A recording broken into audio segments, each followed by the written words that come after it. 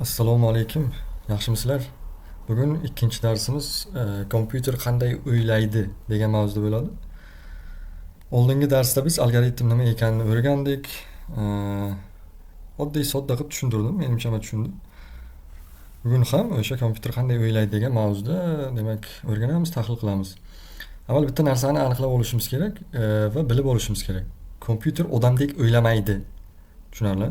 Kompyuter odamdek o'ylamaydi. Kompyuter o'zi tushunib ol, taxmin qil, shunaqa bo'lsa kerak degan narsalarni qilmaydi. Tushunarli? Kompyuter faqat unga berilgan aniq buyruqlarni bajaradi. Masalan, odamga xonani tartibga keltir desangiz, odam o'zi tushunadi. Stolni yig'ishtiradi, kitoblarni joyiga qo'yadi, keraksiz narsalarni olib tashlaydi, polni supuradi, to'g'rimi? Lekin kompyuterga xonani tartibga keltir desangiz, u tushunmaydi. U masalan stolni sindirishi mumkin, tushunmasdan masalan.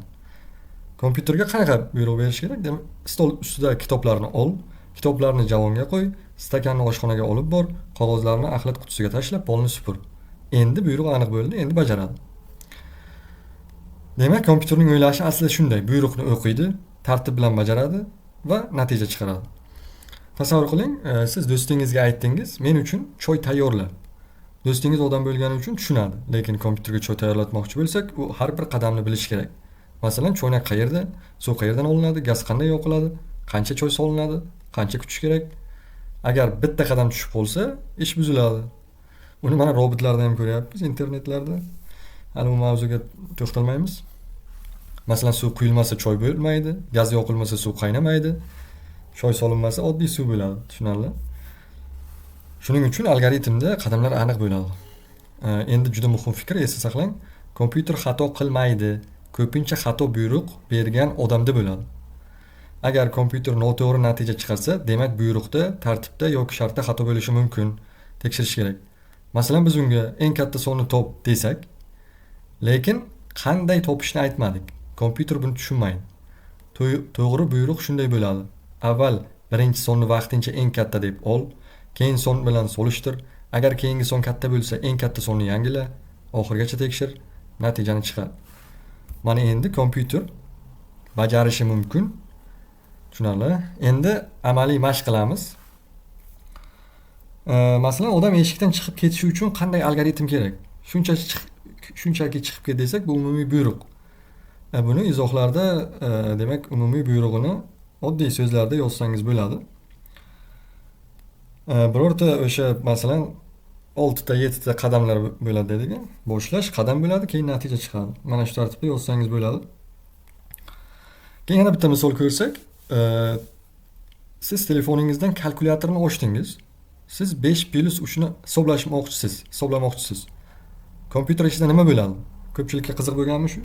U birinchi qiymatni oladi 5, keyin amalni oladi qo'shish, keyin ikkinchi qiymatni oladi 3, keyin natijani hisoblaydi 8, keyin ekranga chiqaradi 8. Uni keyin biz ko'ramiz. Mana birdan chiqadi-ku, lekin orqa fonda o'zi mana shunaqa ketma-ketlik qadamlar bo'ladi-da. Bu ham algoritm hisoblanadi. Ko'ryapsizmi, kompyuter qanaqadir sehrli nimadir qilmaydi, kompyuter faqat tartibli ishlaydi.